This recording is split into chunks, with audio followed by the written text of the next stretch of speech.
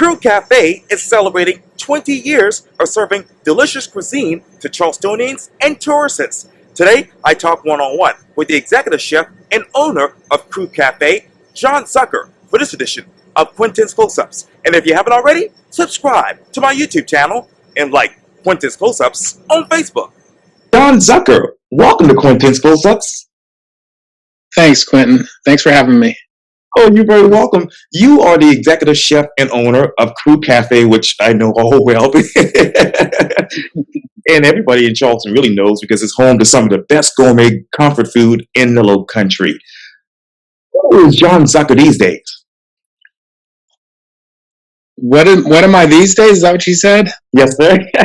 Well, I'm definitely not as much of a chef as I used to be. I mean, I'm definitely managing the two companies we have and making sure that the quality and everything that we do moving forward is kept up to our standards throughout the 20 years we've been in business. So it's been a challenge. I mean, I think one of the things that really holds us apart from everybody else is that we do keep our consistency up, and we have done that for 20 years. And it's definitely a challenge, but we put our heads down and really focus on getting good quality food out there.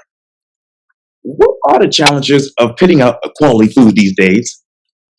Well, right now, I mean, you got to start with good product. I mean, everyone who's a chef understands that if you're not getting good product, that you're going to have a bigger challenge to create a dish that people really enjoy.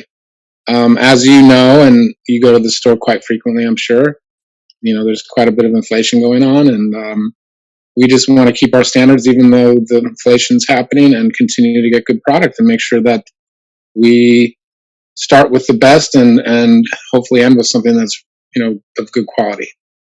Where has inflation hit you, John? Well, it's pretty much hit everywhere. The gas prices affect everything in the food chain. The delivery trucks from start to finish obviously have to pay more, so it's going to be something that we see on our end. We definitely made some adjustments, but our goal through the 20 years of being in business is to give people a fair price for their food and something of high quality. And that's definitely getting to be more and more of a challenge as the prices increase.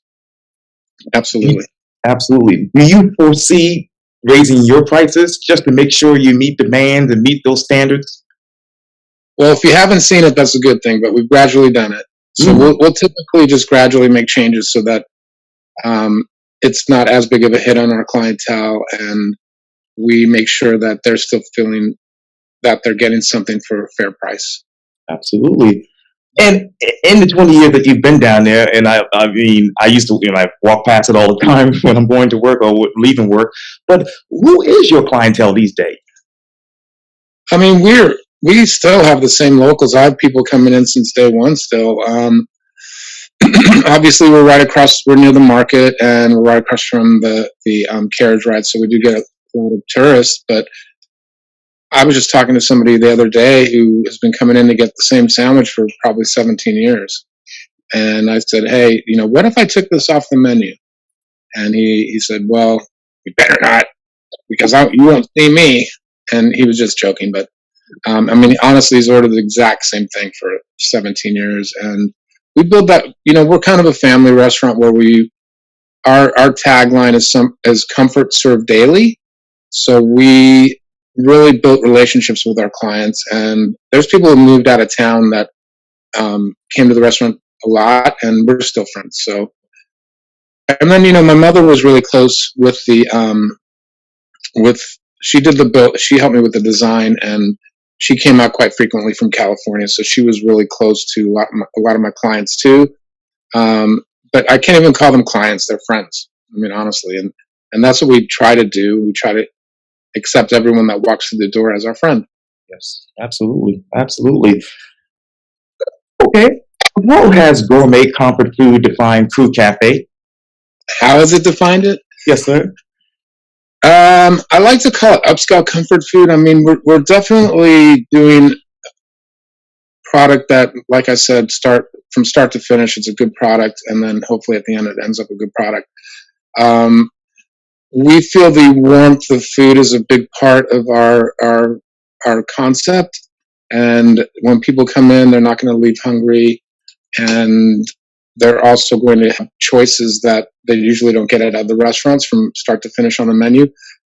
Eclectic is a good term that we like to use because we hit a lot of different parts of the world with our food, and we hope to have someone come in there and not feel like there's not much choice for them. Now, a lot of other people really focus on French food or Italian food, and that's their concept, and it works really well for them. But we hit all of it, and it's a wide range of things that I think keep people coming back because they can try different types of things. I mean, I don't know. Yeah, It would be good to get everyone's opinion to see if that really draws them back or not. But we just want to make sure people walk in the door and they're happy from start to finish. absolutely. Where has it been? Where has that rising increase in different international cuisines happened at your restaurant? Where did it originate from? No, no. Has there been a rising increase in different international cuisines on the Charleston food scene in your mind? I don't think so. I mean, if you look around, most restaurants are really focused on what they do best. Italian, like I said, or French or Southern. And that works for most people. I mean, there's so many great chefs in town right now, and all of them do great jobs. So if you were to ask me where would I go tomorrow, it would be hard for me to say because there's so many great restaurants.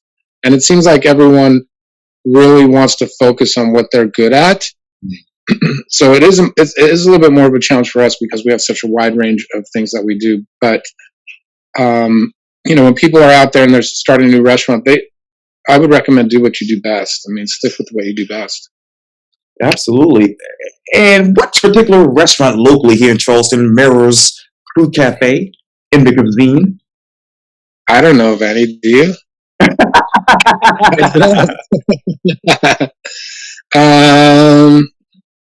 Gosh, that's the first time I've been asked that. I really don't know. Mm. What do you think? Is there? I mean, it's definitely different, and everyone does their own thing, and they do it well. This town does really good food right now, and as you know, we're recognized nationally, and it's not going to stop. I mean, there's great chefs out there right now. Yeah, I don't know who's doing food like us. I really don't. that's exactly right. That's exactly right. And speaking of which, you have these new restaurants, you have new chefs, you have people coming in Charleston almost every day, whether to live or to vacation here. How do you, John, keep up with that growth with your restaurant? We stay in our lane. I mean, we focus on ourselves and we don't look around, look behind, look back. I mean, we absolutely just really want to focus on what we're doing and try and keep the consistency up.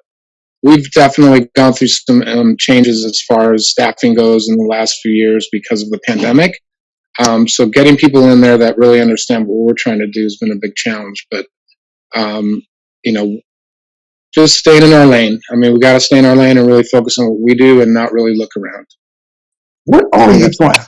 Yeah. What are you trying to do that you want people, particularly your staff members, to understand? I mean, like I said, just make sure that we're accepting people as our friends when they walk through the door and understand that they're looking to be in an. We like to create an experience where people feel like they're at home. That's a challenge because guess what? When you're at home, you can pretty much do whatever you want and kick back and do it and make your experience what you want it to be made of. It's definitely a challenge, but we want to make sure that everyone that walks through that door, it's almost like the song from Cheers, that series that was on years ago. Everybody knows your name. We want to really create a friendship experience, and that's been a challenge. I mean, people during the pandemic, they're feeling it. The whole world is, and they expect a lot from us. And when they walk through the door, sometimes they have their own problems that they're bringing into the restaurant. Well, we want them to forget their problems when they come in and really enjoy themselves, enjoy a good meal, hopefully amongst their friends and family. And I wish I had more seats sometimes so we can get more people in there. But it's worked for us for 20 years. 20 years. And what has been the biggest difference from 20 years ago to right now when you think of Cru Cafe? Well, there's not much difference in the cafe. Obviously, the town has changed considerably.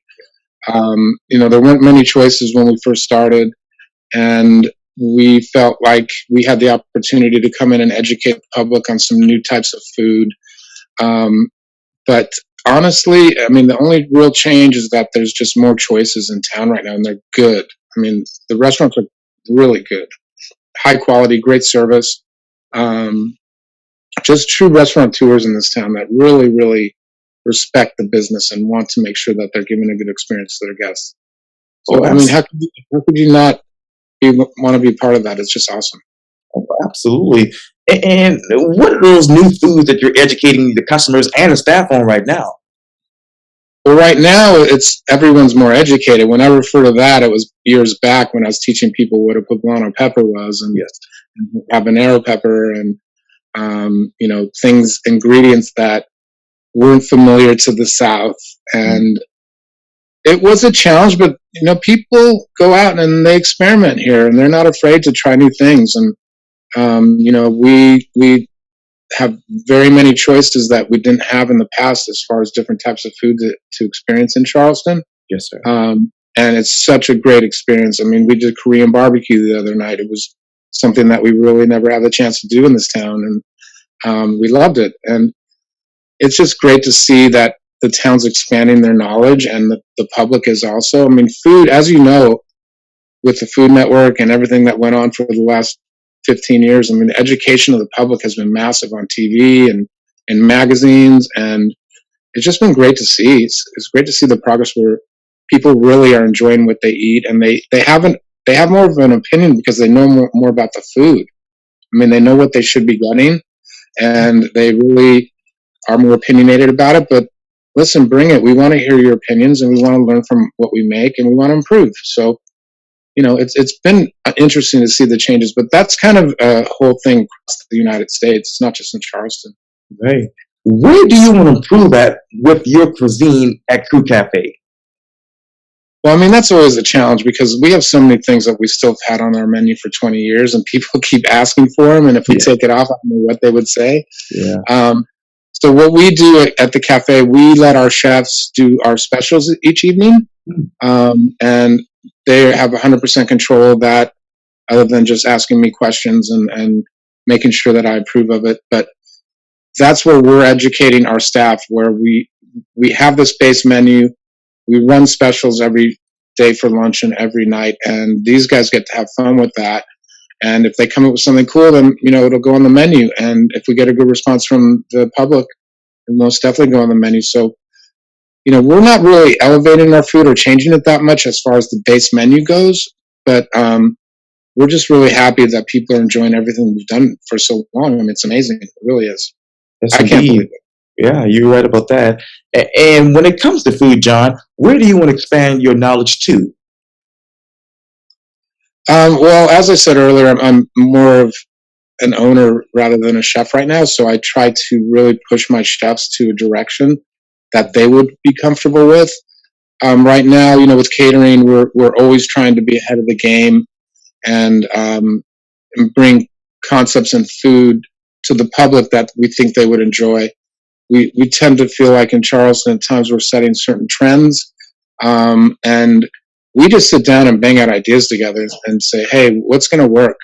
Let's try this. And it keeps people who work for me more interested in doing their jobs, I think. Absolutely. And John, how do you put food out there right now and not limit yourself? Limit personally? Well, as an owner, yes, sir. The limitations are, I mean, it's unlimited what we can do. As long as we satisfy the public, we make sure that, as I said, we run specials first so we get their response, and we make sure that their response is positive. And if it's a huge response where they're enjoying our cuisine that we're putting in front of them, then we'll put it on the menu. But it's always been a challenge. I mean, I like to change things a lot. The original concept that we had was to change the menu daily, but that didn't really work. I worked at Spago for a little over a year in Las Vegas, and that was their concept. As product came in, they would make menu changes based on the product that they got locally or from California because it was in Las Vegas. I really loved that. I mean, that was what we were really shooting for. But there's also limitations with that, where you really need to have a huge amount of, everyone needs to have a certain amount of talent level to achieve that. So we kind of put that to the wayside, and now we make changes seasonally. So hopefully you'll see something fun real soon on our menu that we really enjoy. And what are those new foods and products that your customers are getting adjusted to or like right now? Um, I mean, as I said, I mean, we're not really playing with too much of anything that's outside the box right now. People expect a certain type of product from us, and not something super crazy. We're not doing foams. We're not shooting a dish at the table with a dome and the smoke coming out of it. I mean, we just really stay on our line and make sure that we're doing something that people are going to feel like they're cooking at home. I mean, that's what we do. And what do you There's no like to? really, Yeah, there's really no new, there's no new product that we're really, we get presented with new stuff all the time, and typically it's just a little bit too crazy for what we do. mm, I understand that. Yeah.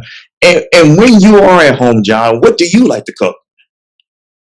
I unfortunately don't cook at home as much as I'd like. I mean, I enjoy going out to eat, and obviously in the last 2 years, that has been something that was limited. So I'm just getting out again. I mean, in the last couple of months, I'm really getting out there and trying to experience all these new restaurants. And at home, you know, I'll do breakfast, but I'm at work most of the time. So unfortunately, I'm not sitting at home cooking. Right. I'd like to cook more. I'll travel to California to see my family and cook for them, which is fun. Fun. And what are those new restaurants in Charleston that you are experimenting that is right now?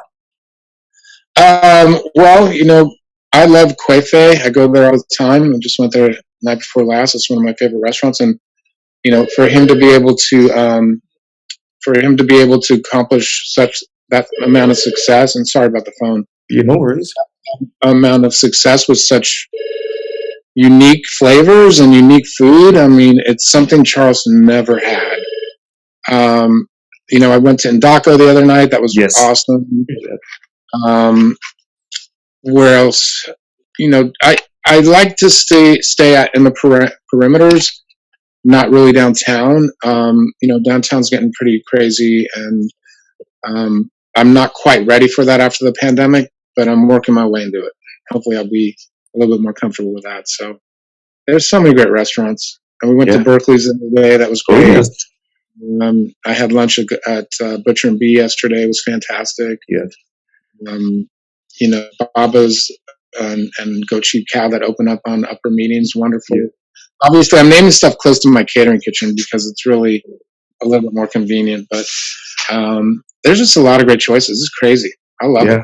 Oh yeah. And I just interviewed Patty and Trudy with Goat Sheep and Cow for Quintin's Close-Ups on Tuesday, and they're planning on opening a third location as well.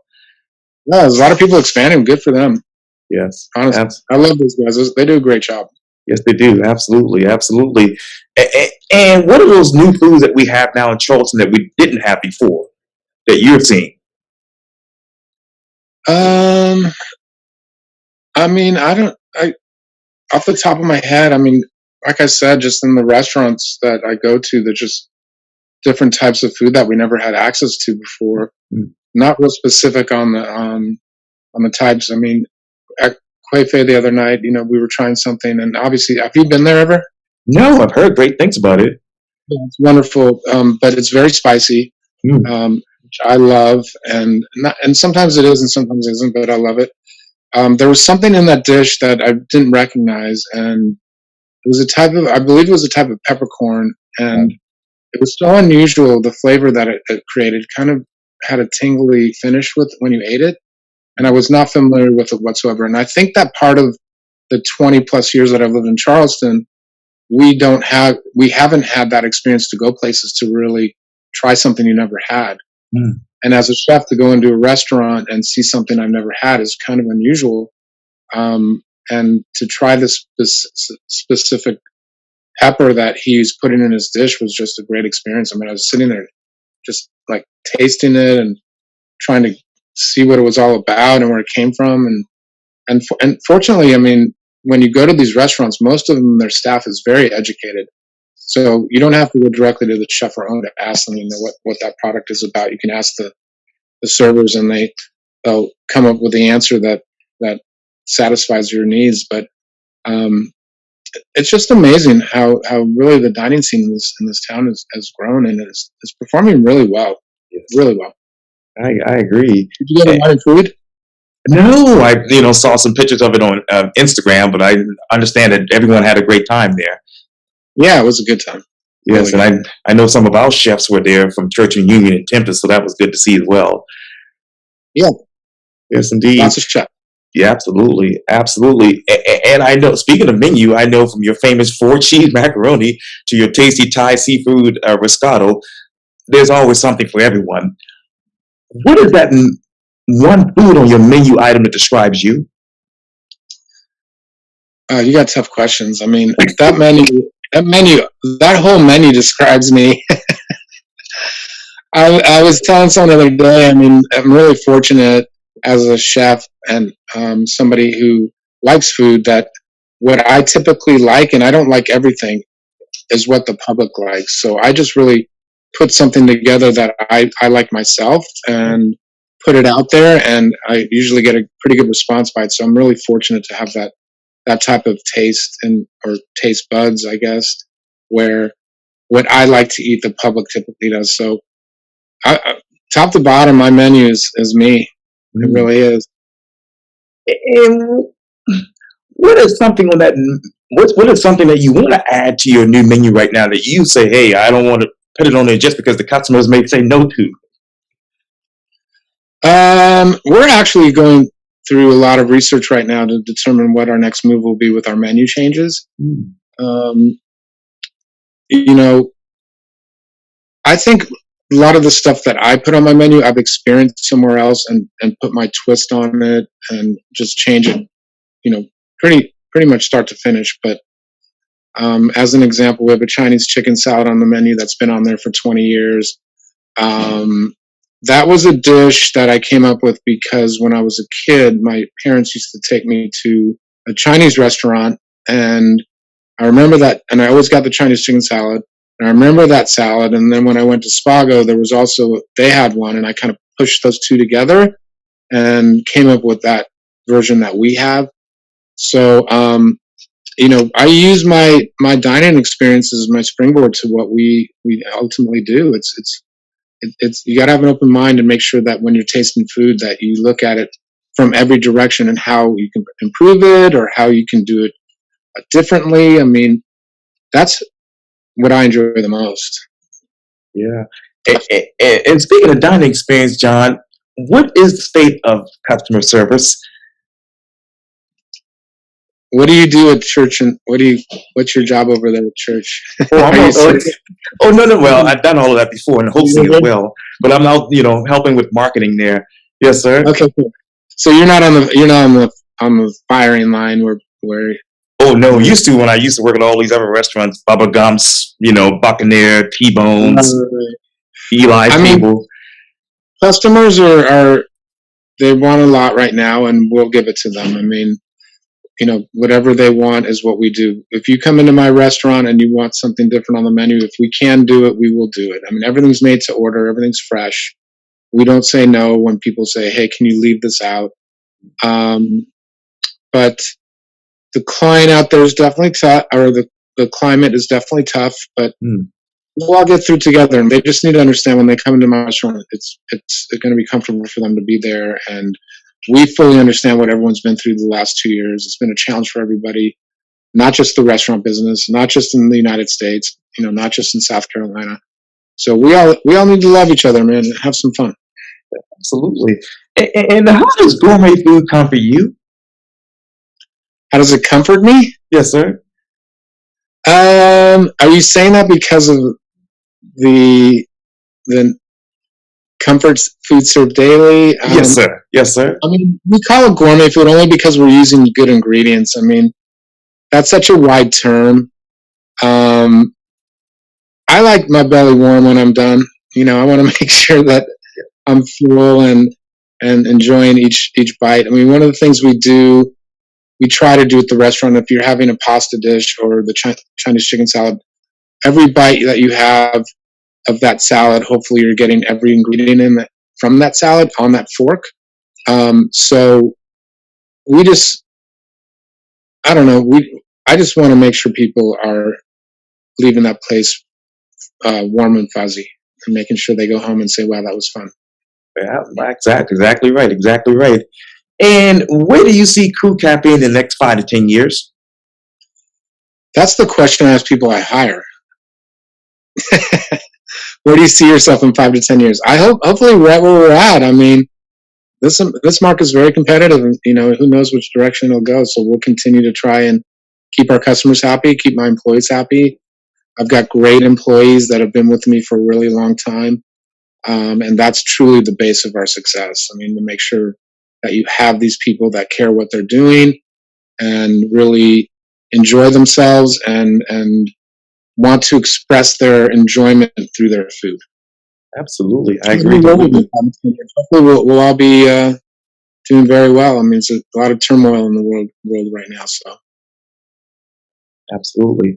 Well, John Zucker with Cru Café and Cru Café Catering, thank you so much for your time. And again, welcome to Quintin's Close-Ups. thanks, Quentin. I really, really appreciate you having me. You're Anything you very need from me, let me know, okay? I definitely will.